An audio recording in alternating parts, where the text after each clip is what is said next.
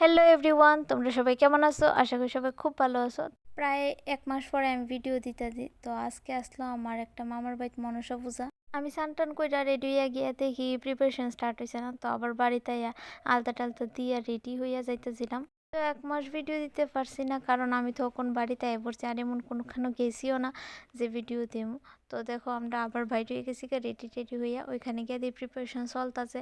তারপরে পুরোহিত মশাইও আয়া পড়ছে আর পূজার আয়োজন তো তোমরা দেখতেই পারতাছো। তো এই দেখো যজ্ঞটাও খুব সুন্দর হইছে। যজ্ঞ শেষ হয়েছে, তারপরে আমরা অঞ্জলি লয়ে লইছি। অঞ্জলি লোনের পরে মা তারা যাইতেছিল নাগের দুধকলা বাসাইতো পুকুরের মধ্যে। আর এই দিন এত রৌদ্র আসলো আর পুকুরটাও এত দূর আসলো, আর পা যেমন জ্বললা যাইতেছিল, গা হাইটটা জানাইতেছিলাম খালি পায়ে। তারপরে এখানে আয়া বড় মামি আর মা আগে ভাসাইতেছিল, তারপরে বাকি তারা ভাসাইছে। বাড়িতে আমরা খাইলে ইসলাম প্রসাদ।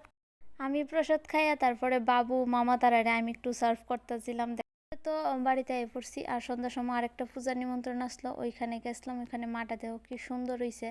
আর এখানে আমার মুড অফ আসলো, কারণ আমার প্রচণ্ড মাথা ব্যথা করতেছিল।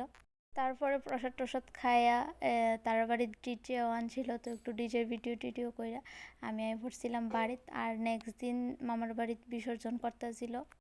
মারে আজকে বিদায় দিলাইব। পূজা বা যে কোনো কিছু আউন আউন্ডই ভাল লাগে, গেলে গা তো একদম জাগা ফট কইরা, যেমন কৌনই জানা কোন সময় গেছে গা। তো দেখতে পারতো যে মারে বিসর্জন দিলাইছে। আর আয়া তারার একটা রিচুয়ালস আছে যে এটা লইয়া একটু ঘুরন লাগে, এটা একটা নৌকা।